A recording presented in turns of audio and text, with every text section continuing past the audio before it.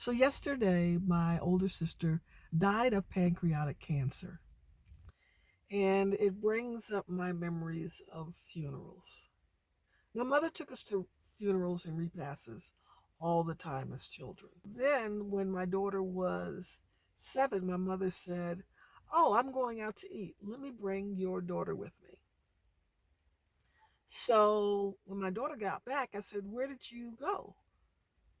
My daughter said she took me to a funeral and a repast.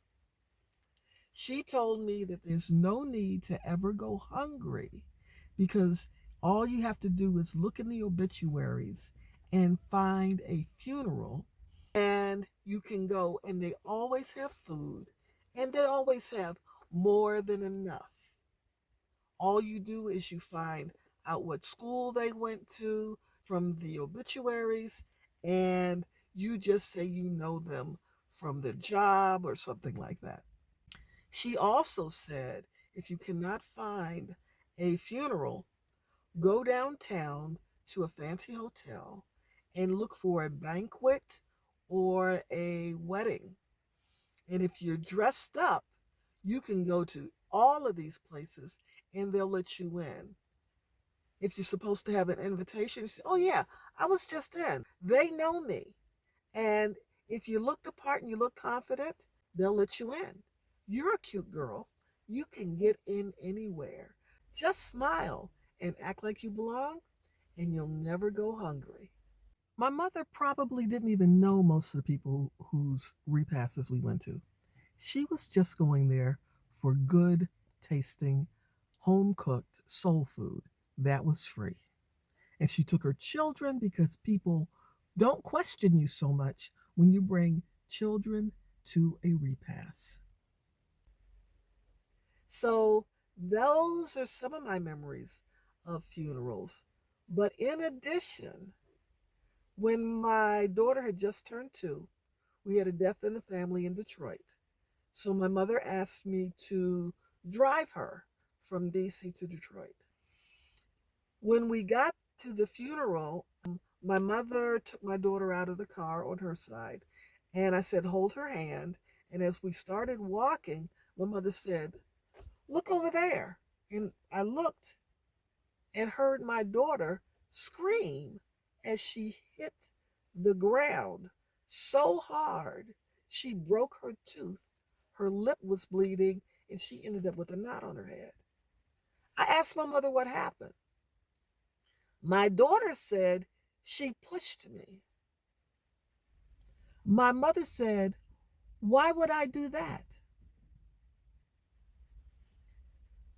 What I found about psychopaths is they have no ability to accept love.